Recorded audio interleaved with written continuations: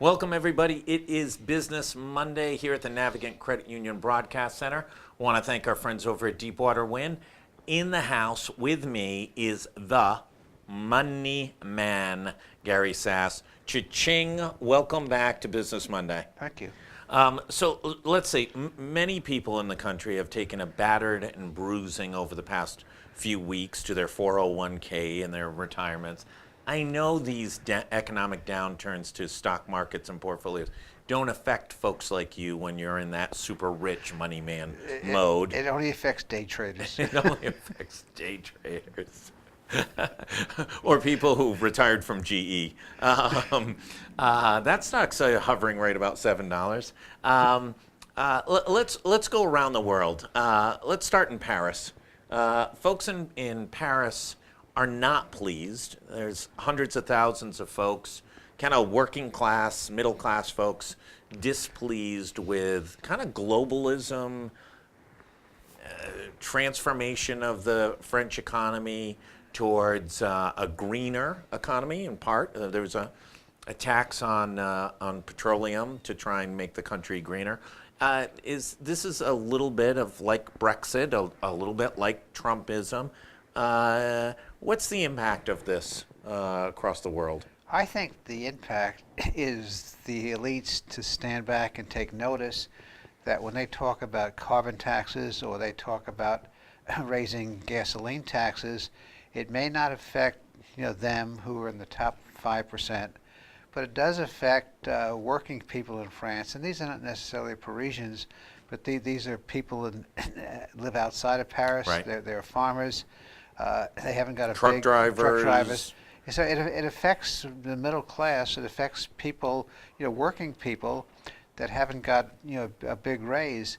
And so when somebody comes in and says, "Well, it's your obligation to pay an additional gasoline tax," so we discourage the use of fossil fuels without telling me that I can stop using fossil fuels. So I end up paying more tax. And then I look around and say, okay, even if I do my civic duty and I use less fossil fuels, what impact is that going to have on climate change? Because no one wants climate change. Right. Everyone wants a clean environment. And they find out it's not very much, but they do find out it's one less pair of shoes for a child. It's eating more macaroni and less chicken. Those are real issues. And we in this world, whether it's Trumpism or whether it's the government in Hungary or whether it's the government in Poland, or whether it's the reaction in France, or whether it was the British vote to get out of Brexit, you're hearing back from working people that, these ideas are great, but somebody has to pay for them, and you ain't paying for them, and we can't afford to pay for them. So let's rethink. Let's think about cost and benefit, and let's get a little more politically real. Keep going around the world. We're still in a trade war or a hiatus from the trade war or the trade war, whatever we're in with China right now from a trade standpoint. The markets don't like it. Stock market has seen a significant retraction. I think we've lost all of the gains of 2018 in these past couple of weeks. Is this a shot across the bow by financial markets saying, let's get this cleaned up and cleaned up pretty quickly? Yeah, absolutely, because one thing markets don't like is uncertainty. And the way President Trump is conducting the international economic policy of this country as it relates to China specifically is very upsetting because there's no certainty. There's this process of kind of sophomoric negotiations. And as you look at where to make investments over the long term, you get scared, and it affects the markets. And there are a couple of issues that I think really should be noted. One, a colossal mistake was made by not getting allies together to deal with the Chinese. The Chinese are bad people in terms of trade. They don't live and play by the rules. What they do, they don't live and play by rules that they've agreed to either. Right. So they'll sign a trade agreement and turn around and violate it the next day. And it has had an adverse effect on our economy over the past couple of decades. but not just by stealing intellectual thought. Well, I want to come back to that because we're, in some cases, our worst enemy on this intellectual property. But it has had an effect on European countries, has an effect on Germany. It's had an effect on other countries in the Asia Rim. And the way to fight with China is to get allies. Right. You know, in a very different way. The analogy I would use is when H.W. Bush. Right. I knew you were going there. Well, he should be mentioned. You know, knocked out Saddam Hussein. He did it with a lot of allies. Right. There was strength in allies, even though we supplied most of the punch. There was still strength in allies. So to fight China and try to even the playing field on trade, it takes a concerted effort of several countries. Trump has gotten us into a position where we're fighting this, and other people have an interest in fighting it, but who'd want to be on our side? Because Right. we're so unpredictable. Our leadership is so unpredictable. So that's a problem. The second problem is what is the balance of the cost that we're willing to pay for goods. American companies, this wasn't the government necessarily. It may have done with the government's blessing at some point. American companies sold their soul, and they agreed to various things on intellectual property for the ability to produce cheaper goods. Yeah. And now some of those roosters are coming home. So I think we have to look at American corporations and talk about their corporate responsibility, which Trump does, but he does it in a very ham-hock kind of way. We have to look about building alliances, and we have to get some certainty in it. You know, the Trump at the meeting of the G20 basically, said, well, in the next 90 days, we had 90-day cooling off period to negotiate an agreement with China. Somebody ought to tell the Chinese about that. Yeah, because, right. because it seemed to be big news to them because they were unaware that that was the cooling off period.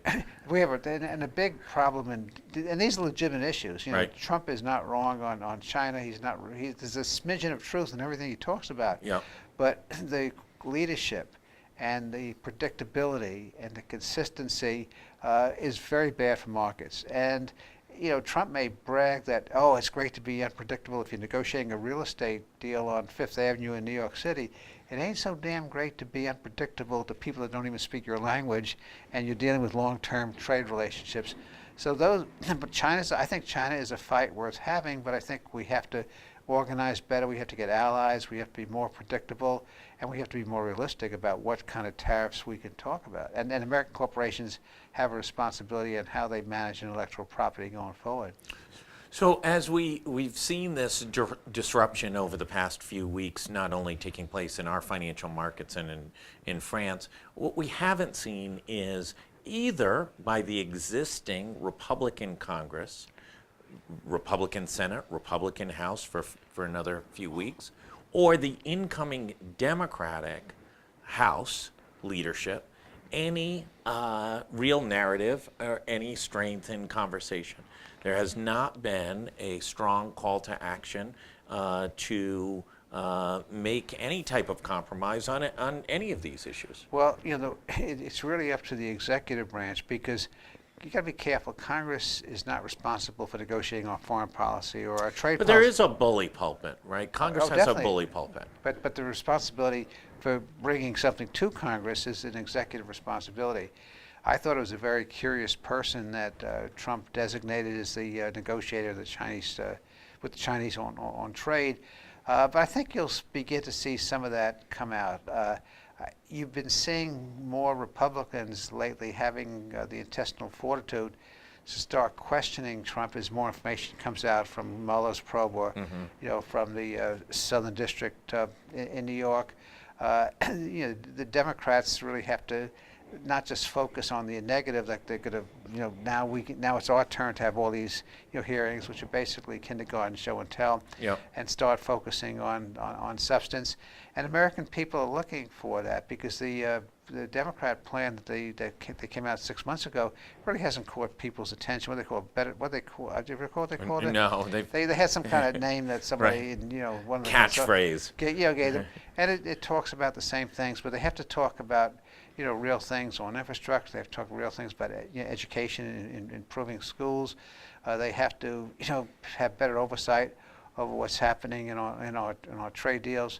Hopefully, when the Congress comes in and begins to do serious work, that may happen. But don't bet on it, because there's going to be a lot of political gridlock with a Senate being controlled by the Republicans, and a lot of people in the House either looking, in case rightfully at finding out what's happening with the Trump There are administration. going to be more investigations out of the House than we can than there are House members. And you have the perfect storm. So you Right. you have investigations, and then this pent up desire to investigate and to get at the truth, and then you have the party going very far to the left. Right. And so if you have a party that's going very far to the left, and you're dealing at international issues, and a part of the party that really wants to say we got to get to the bottom of what are very sticky situations, it's very hard to come back to the middle and be a problem solver.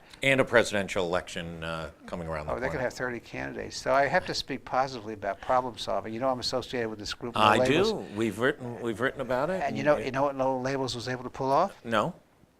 No Labels went to the speaker, and these were the Democrats in No Labels. There were 9 Democrats, and there were also 9 Republicans in this problem solvers caucus on the rules. And they told the speaker that they would not vote for a speaker. They would vote for Nancy Pelosi, but they would not vote for a speaker until there was movement on reforming the rules. And they got about 50% of what they asked for because those 9 votes were needed. So I think the moral of the story is it shows that there is a possibility, if you're strategic and tactical and tough, to move things to the center. We're going to have a conference at Bryan on the 19th with No Labels on bipartisanship. I know No Labels is organizing what they call a unity conference up in Manchester, in the spring. So I'm hopeful. I'm not Pollyannaish, but there may be a few things that we can start working on and drawing both Democrats and Republicans together. But it's going to require moderation. And the people that fight what I've just described are both the extreme right and the extreme absolutely. left. Well, because that's their oxygen. Yeah. Well, let's take this. Mike Riley, GOP candidate for general treasurer, and has been an outspoken person on a lot of issues, but is pounding away on social media on the fact that the last 30 days hit to retirement funds in Rhode Island is going to be unso kind, and that there isn't been a lot of conversation about it. Is that a fair critique? Are we going to see some horrific numbers coming out of the November and December performance of the retirement funds of both Providence and the state's retirement system?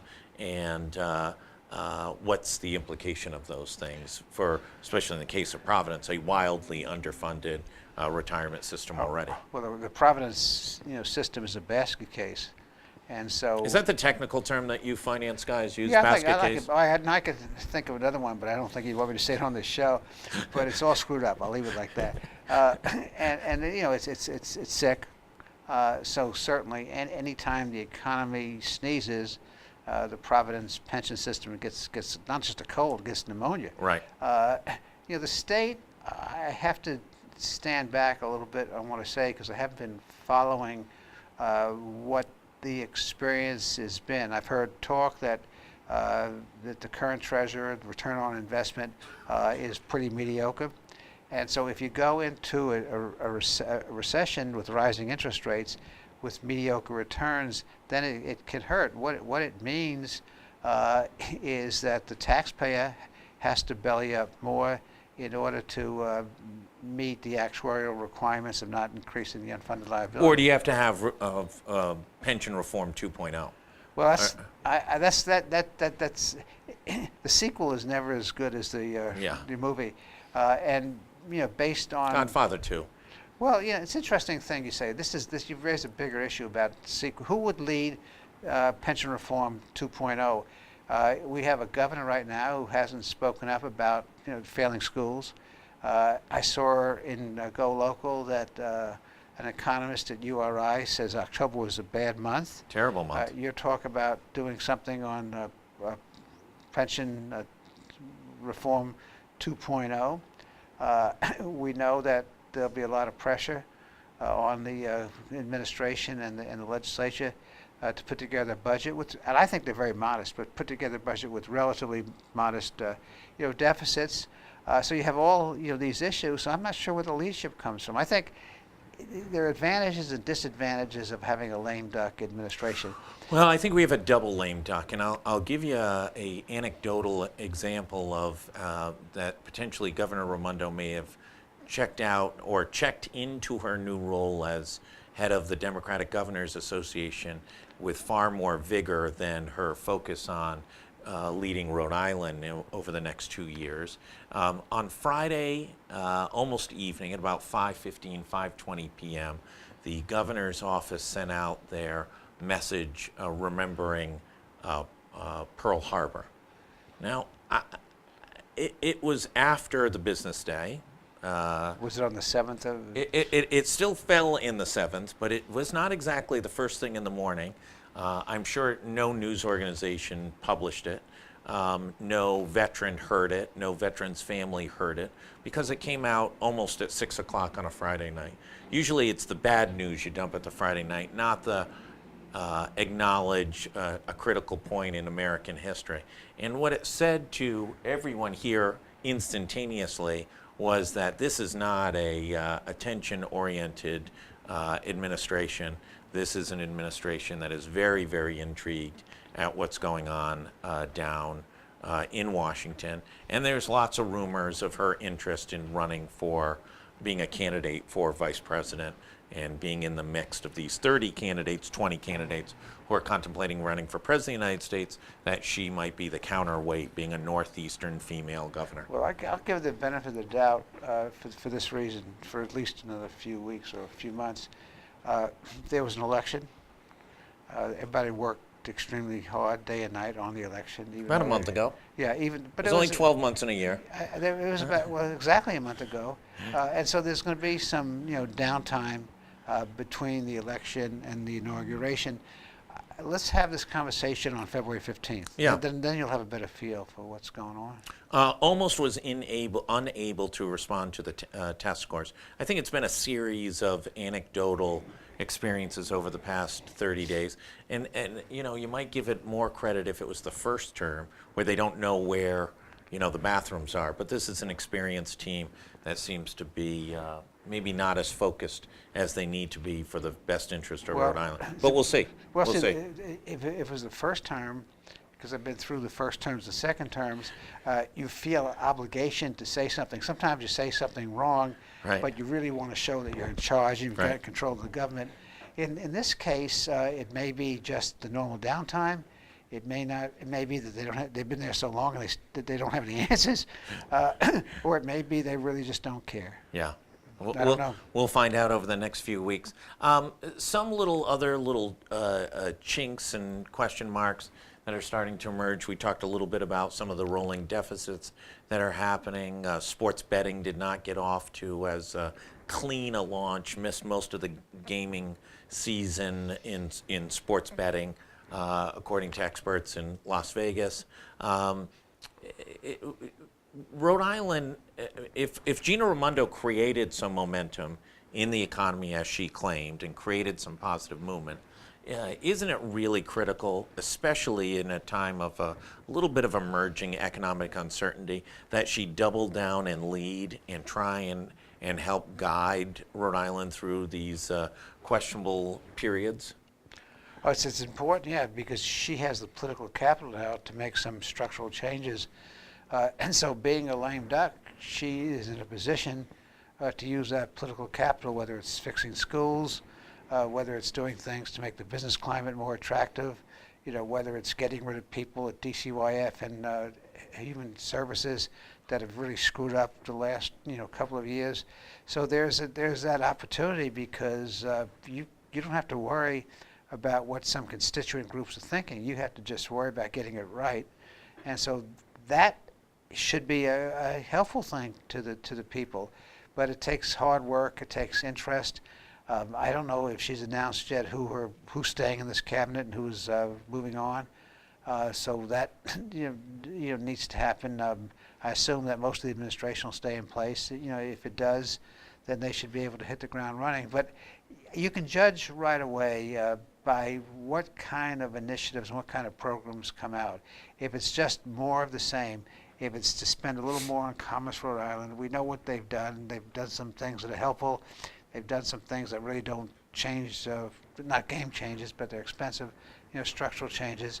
What we're going to do about schools. The game plan on schools is pretty simple. We can follow what Massachusetts did, and I wrote something on it recently. There were 3 things. I don't know if you want to get into it, but there were 3 things that Massachusetts did that we could do tomorrow and begin to change. No, absolutely. Well, we talked about some of yeah. it last week. I will say this about Commerce. They sponsor a segment on Mondays, and a lot of small businesses come on, emerging businesses, some in tech, some down in the defense industry.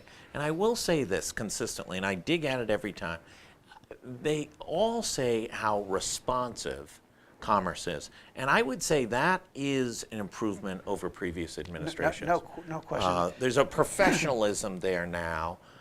Whether you like the hotels and apartment strategy to put laborers and building trades to work, we can discuss that. It's finite. It doesn't create a lot of ongoing jobs. But the one thing that is consistently across it is responsive, connecting people, finding resources as best they can. So, and it's not been, 5 companies. We've probably had 50 on over the past year. I think there's several things. I think you're absolutely right. I think in terms of the blocking and tackling, much better than it was before. And it's better than it was before for 2 reasons. They have the resources. Right. That's a big point. The previous economic development corporations, whatever we called it, was pretty resource starved. They may have wanted to be responsive, but there was no one there to be responsive. There weren't the resources, and they brought in some professional people. Give them credit for that. Yep. So that's why they were created. That's why they're there. They have the resources now to do a better job. The second thing that Commerce has to do, which I think they're not doing as well, is how are they helping to be a game changer agency? And there's a certain amount of capital projects that are fine. I don't think anybody would argue, about that. But there's also, structural change and direction that would help Rhode Island not to be the first in and last out as the economic cycle changes. And where the jury is still out, it's not clear that they're really dealing with the substance of making structural changes, so we're not the first in and last out. They're running the agency better. They're being more responsive. They've funded some capital projects. I don't think the right ones in all cases. I think too many, but that's an argument. They've certainly done that. But what they don't appear to have done is connected the dots. There's a lot of programs that you and I can talk about and probably think they have potential. But how do these programs all hang together? How do these programs indicate that in 18 months or whenever we go into a recession that we'll be affected by the recession, but we're going to be a little more recession-proof, right, because we were the squirrel during the good times that was saving our nuts. Right. And then that's absolutely. Where I think the jury is still out, and I think there's some issues there. Last thing is we have an editorial today, actually first published yesterday, and got a lot of reads and a lot of reaction, which was that, when 195 Commission got created, listen, we spent in federal and state dollars about $1 billion moving the highways and clearing that space of environmental issues, et cetera. And it's now 8 years ago that the first commission was named by Governor Chafee. He's the first one to name the commission members. Now 8 years later, and the first real substantive private investment comes along 2 years ago in Fane, whether you like the project or not. 2 years later, he's still stuck over in Providence City Hall trying to get a height variance. And did we miss the boat of, if we're going to create this 195, have some rules, take the city's politics out of it, and have one-stop shopping? Do we need one-stop shopping for a project like this? Well, if I got a second to talk about the history, I think we've created a monster that's not a helpful thing. For years, various governors, I can remember working with Governor Kacheri, wanted to do something. We wanted to involve Brown, we wanted to involve the hospitals, we wanted to involve the city of Providence and the state. And that was, to use the proverbial herding cats, that was herding cats. We could not get off the dime. The only project, one project got off the dime and it was a disaster. We could put a museum in the old. Oh, God. Yeah. But the project that does get off the dime is the joint nursing school. Yeah, give Governor Lincoln Chafee some credit. Not the prettiest thing, a little bit of sausage making. And because of there were some other issues but that gets off the dime. Then we create this I-95, and I thought that was an awful mistake because people live in cities, they don't live in development districts, they don't live in special I-95 districts. And so you had no choice politically but to create this unworkable entity that was neither fish nor fowl, and you're paying the price. I would have much rather have seen the state and the city knock heads. Yeah. But to come into a city, the middle of a city, and say, okay, city, you are no longer sovereign in your own city, it creates a government cafoople.